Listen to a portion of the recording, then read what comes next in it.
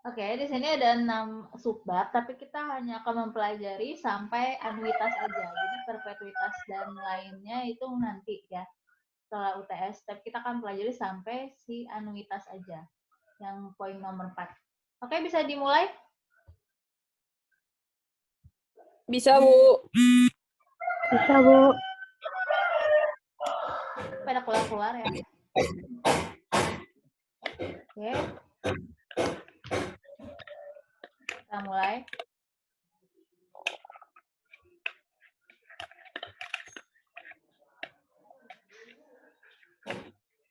Oke, ini konsep dasarnya.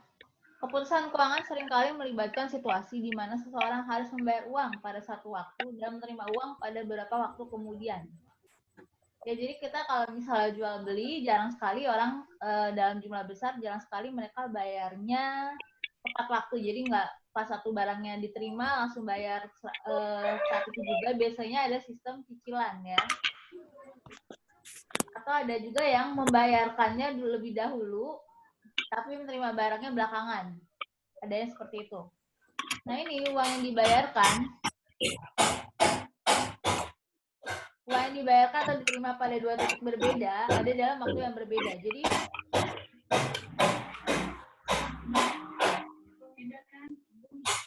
Jadi kadang karena mereka bayarnya tidak tepat waktu, tidak pada saat transaksi terjadi, sementara nilai uang itu kan terus-menerus bergerak ya, terus-menerus berubah tergantung keadaan inflasinya. Nah, ini perbedaan ini diakui dan diperhitungkan dalam analisis nilai waktu uang atau time value of money. Contohnya, uang 10.000 saat ini bisa jadi bernilai lebih tinggi daripada 10.000 pada waktu 10 tahun yang akan datang. Maksudnya seperti ini. Kalian dulu kalau beli bakso mungkin 5.000 udah dapat 1 mangkok ya. Tapi kalau sekarang 10.000 lebih baru bisa dapat 1 mangkok. Seperti itu. Jadi ada perbedaan di nilai di antara nilai mata uangnya dari tahun ke tahun, dari bulan ke bulan, atau dari waktu ke waktu. Nah, ini masalahnya kan kalau misalnya kita berbelanja, ya belanja dalam jumlah besar atau perusahaan belanja dalam jumlah besar itu, bentar. Ya, mau kuliah online juga kan?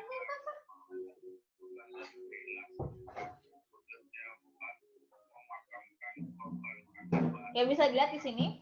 Kalau misalnya berbelanja itu biasanya mereka tidak membayar pada satu waktu ya. Kadang dia bayar terlebih dahulu, ada atau bayarnya belakangan. Nah, tapi kan dalam jangka waktu perubahan itu dalam jangka waktu berapa bulan, berapa tahun, itu kan nilai uangnya berbeda. Makanya ini kita perlu melakukan analisis nilai waktu uang, time value of money. Contohnya aja, Anda sekarang ini kan lagi masalah COVID dan sebagainya, ini hand sanitizer dulu kan harganya 10.000 ke bawah. Tapi karena banyaknya demand, inflasi, dan karena COVID, penyebaran COVID, ini tuh harganya udah 15.000 ke atas. Jadi nilai uang itu kan berubah-ubah tergantung keadaan waktu, kondisi, dan pada waktu tersebut. Tapi kecenderungannya mengalami inflasi ya, meningkat ya. Seperti misalnya Anda dulu beli baju mungkin 50.000 udah dapat sepotong, tapi sekarang 100.000 baru dapat 1 potong. Bisa dipahami sampai sekarang? Bisa dipahami sampai sini? Bisa, Bu. Oke, kita lanjut. Itu konsep dasarnya.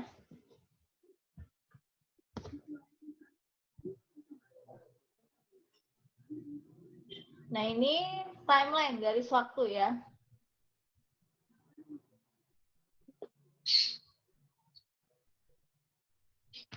Oke. Analisis dalam nilai waktu uang, ya. Garis ini akan menentukan kapan arus kas terjadi.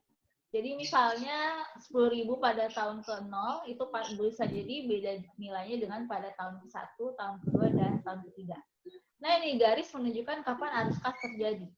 Intervalnya dari 0, tahun pertama, ke-1, ke-2, dan ke-3. Interval periodenya ini berbeda-beda tergantung contoh soalnya atau contoh kasusnya. Bisa bulan, bisa beberapa hari sekali, bisa juga tahun. Ini timeline garis waktu.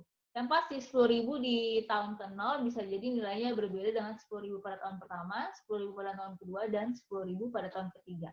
Begitu juga seterusnya. Oke, bisa dilanjut? Bisa, Bu. Oke.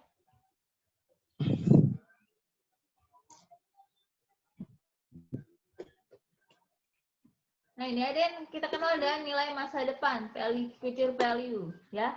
Nilai masa depan adalah jumlah yang akan dicapai arus kas, ya, serangkaian arus kas selama jangka waktu tertentu bila dimajemukkan dengan menggunakan suku bunga tertentu. Jadi misalnya Anda meminjam uang dari teman Anda 10.000 pada bulan ini. Terus Anda mau mencicilnya selama 10 bulan, 1.000 per bulan. Nah itu selama dalam arus kas tersebut kan nggak mungkin nilai 10.000-nya tetap segitu-segitu aja. Pasti ada kenaikan karena pengaruh suku bunga tertentu. Nah ini pengaruh suku bunga tertentu disebut pemajemukan atau compounding. Adalah proses aritmatika untuk menggunakan nilai akhir suatu arus kas atau rangkaian arus kas menggunakan bunga majemuk. Ya, jumlah yang dimajemukkan nilai masa depan adalah jumlah awal ditambah bunga yang diperoleh. Jadi kalau misalnya Anda pinjam $10.000, Anda bayar tiap bulan $1.000.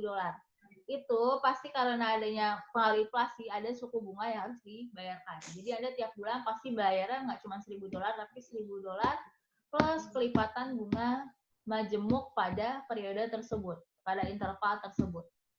Ya, dirumuskan seperti ini. Future value, PP, present value, 1 plus I, pangkat N.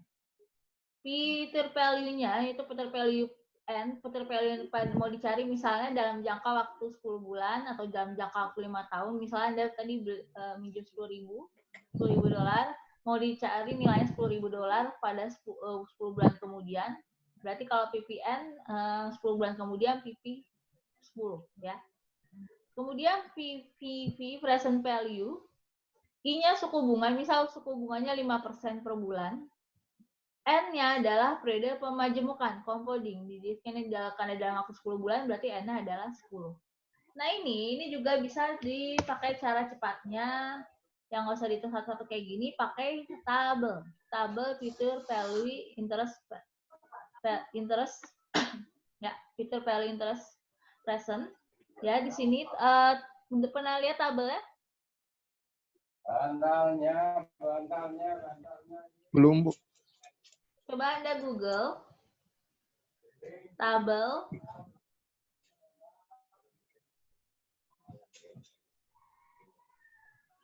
IP IF, ya, tabel IP IF, ya, FVIF, atau tabel anuitas. Oh, sama, Bu, sama tabel anuitas ya, Bu. Ya, future value interest factor. Tabel future value interest factor.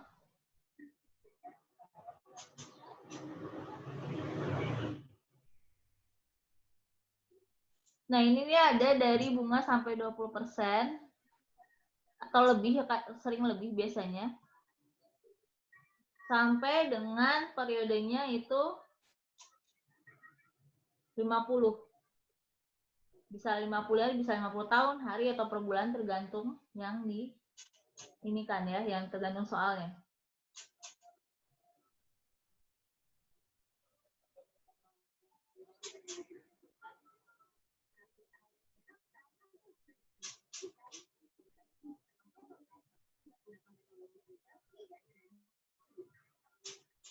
Ini saya kasih ke page-nya dulu, contoh tabelnya.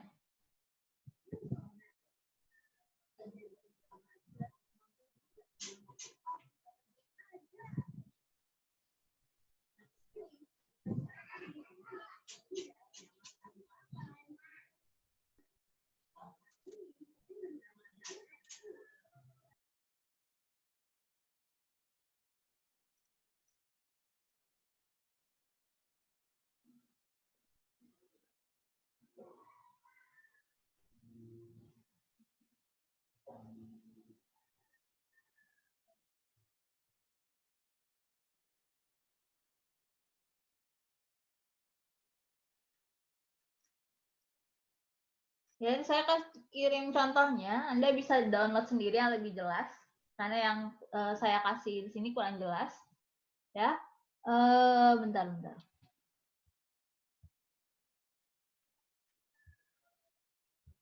Ya, Anda bisa cari di Google tabel PVIP. Di situ nanti ada bunga persennya sama periodenya. Anda udah pernah belajar belum cara gunainnya? Uang dengan cara drama ini, saya juga nggak mau menebar kebencian sama Mbak, tapi kalau Mbak, hal yang Ini halo, kok ada sinetron di sini? Oke, di situ kan bisa dilihat bunganya ya, 1%, 2%, 3%. Nah ini kalau mau ngeliat lebih cepatnya daripada dihitung satu-satu, Anda bisa lihat misalnya bunganya 3% untuk periode 10 bulan, tinggal cari 3% di tabel yang kanan.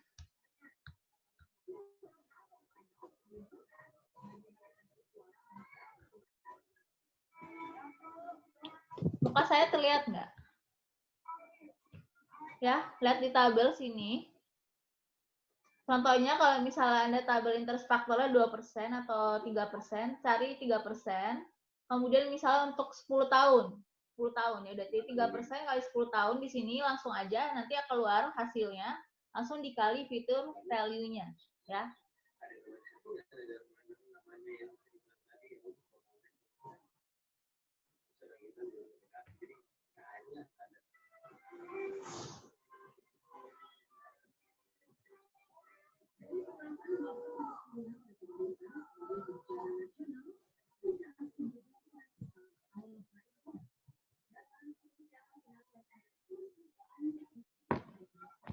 Oke, udah lihat tabel ya?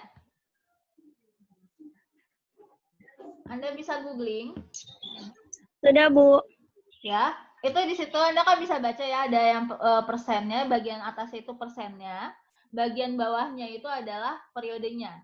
Dan misalnya mau melihat nilai future value pada tahun ke-10 dengan bunga 3%. Anda coba lihat tinggal dilihat di bunganya 3%, cari 3% di bagian atasnya yang mendatar. Kemudian tahun ke-10 itu beli bagian bawahnya. Nanti langsung dapat nilainya.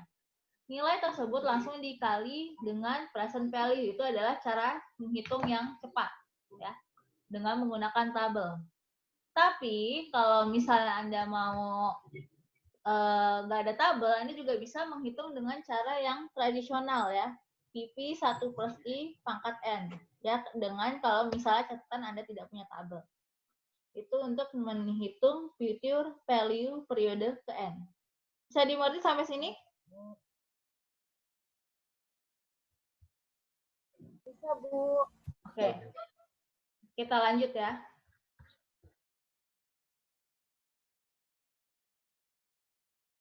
Nah, nilai masa depan pemajemukan ya bisa dilihat di sini. Dari 1% nilai masa depan ya. Ini proses pemajemukannya dengan adanya bunga, pasti nilainya akan semakin meningkat, terjadi inflasi.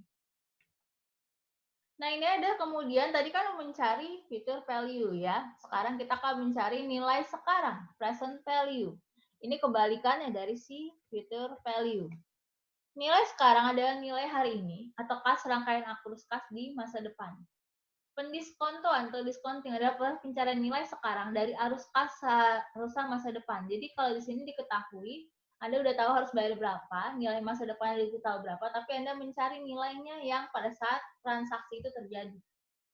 Ya, present value, nilai pada saat transaksi terjadi. Ini tuh dibalik-balik aja rumusnya ya. Kalau ini kan VPN, VP 1 plus I per N. Kalau mau cari present value ya udah berarti VPN dibagi 1 plus I per N. Ini adalah kebalikan dari rumus yang si future value. Ya, ini present value berarti VP dibagi 1 plus I per N. Ya. Nah, ini juga bisa dengan cara melihat si tabel. Tabelnya disebut PPIF, ya, present value interest factor. Beda ya sama tabel yang saya kasih tadi. Kalau tadi kan tabelnya PPIF, future value interest factor. Jadi Anda lihat lagi, Anda mencari apa sebenarnya? Cari future value kah atau cari present value? Kalau cari future value, gunakan tabel PPIF. Tapi kalau misalnya mencari present value, gunakanlah tabel PVIF. Emang agak-agak mirip-mirip ya. Ya, kalau ini menggunakan FVIF, kalau mencari future value pakai tabel FVEF, ya, future value interest factor. Kalau misalnya mencari present value pakai tabel PVEF, present value interest factor. Ini tabelnya bisa dicari di internet.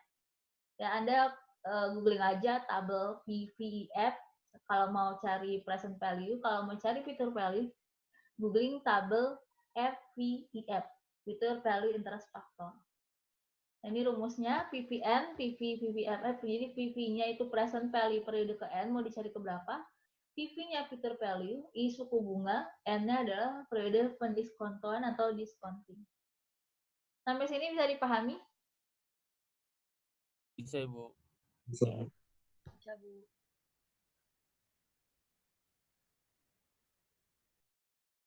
Nah, ini nilai sekarang, ini kebalikannya ya. Karena ini nilai dari sekarang, mau mencari nilai present value-nya pada saat transaksi terjadi, pasti nilainya lebih kecil, kebanyakan lebih kecil daripada yang nilai future value-nya. Kemudian ada yang istilah namanya anuitas. Ada yang tahu apa itu anuitas?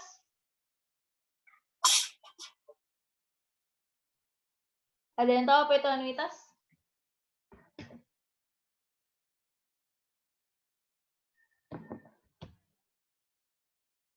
Ada yang tahu apa itu anuitas?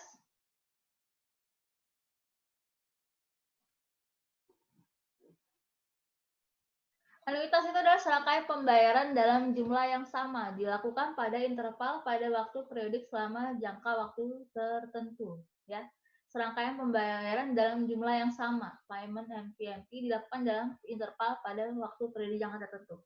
Misalnya Anda menanamkan deposito, kemudian Anda menerima pembayaran tiap bulan dari bank. Itu contoh anuitas. Atau Anda membeli barang secara berutang, Anda berutang, Anda bayar tiap periode, setiap bulan sekali atau setahun sekali, atau berapa waktu sekali Anda bayar dalam jumlah yang sama, itu disebut anuitas. Anuitas terdiri dua macam, ya. Anuitas yang pembayarannya terjadi pada setiap akhir periode atau anuitas biasa, dan anuitas yang pembayaran terjadi pada awal periode, ya. Anuitas pembayaran tadi pada setiap periode disebut anuitas biasa.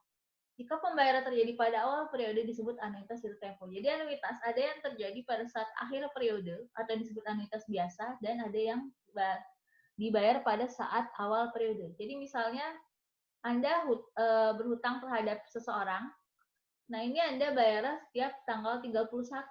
Karena Anda akhir periode tanggal 31. Itu berarti masuk anuitas biasa. Tapi ada juga anuitas yang dibayarnya, Anda belum menerima barangnya, tapi Anda bayar terlebih dahulu. Bayarnya biasa pada setiap awal tanggal. Misalnya setiap tanggal 1. Itu adalah anuitas jatuh tempo. Tapi Anda belum menerima barangnya. Ya. Ini dibayar tiap awal periode. Tapi ada juga yang anuitas biasa, ya, dibayar pada setiap akhir periode. Misalnya tanggal 30 atau tanggal 31, dan Anda biasanya sudah menerima barangnya. Ini anuitas. Jadi ada anuitas biasa, ada anuitas jatuh tempo. Bisa dipahami sampai sini? Gimana bisa dipahami anuitas? Jadi anuitas ada dua. Anuitas yang pembayaran terjadi pada setiap akhir periode. Bisa, Bu. Ya, itu disebut ordinary anuitas. Ada anuitas yang pada akhir periode. Pada awal periode. Pembayarannya pada saat tanggal 1. Kalau ini pembayaran pada saat setiap akhir tanggal, akhir bulan. Oke, kita lihat di sini. Apa perbedaannya? Oke, ini ordinary anuitas, ya. Bayarnya itu pada setiap akhir periode.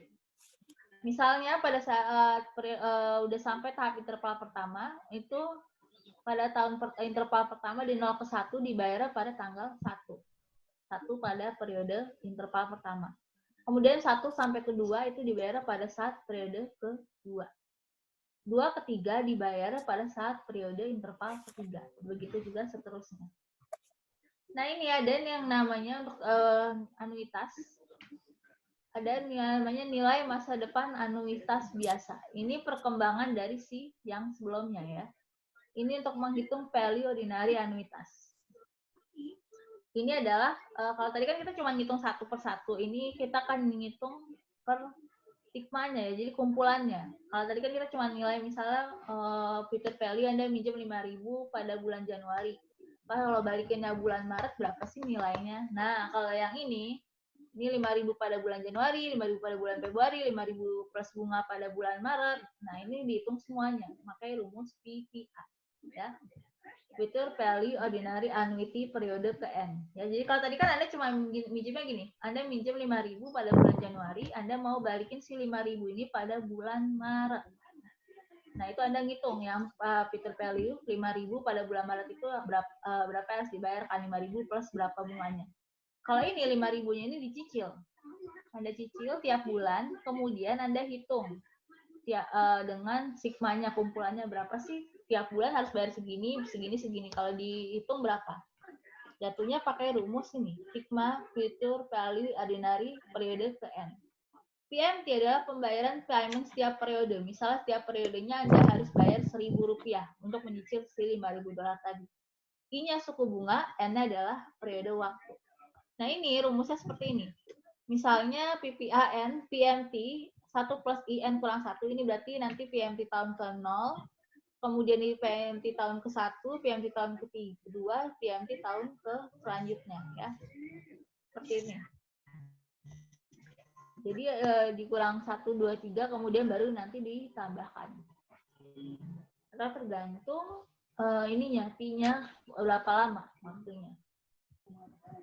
Rumusnya seperti ini, PPA, Future Value Ordinary Period ke N, PMT pembayarannya, T-nya suku bunga, N-nya periode waktunya, 5 tahun ke berapa tahun, T-nya adalah jangka waktu pembayarannya. Bisa diturunkan rumusnya seperti ini, PMT 1 plus I, N dikurang 1, bagi I. I-nya adalah suku bunga, N-nya adalah periode waktu. Ini rumusnya. Oke, bisa dilanjut? Bisa, Ibu. Bisa, Bu. Bisa, Bu. Ini nilai masa depan anuitas bersana. Ini kebalikannya adalah nilai sekarang anuitas biasa. Rumus menghitung present value dari anuitas ya. Jadi adalah tadi yang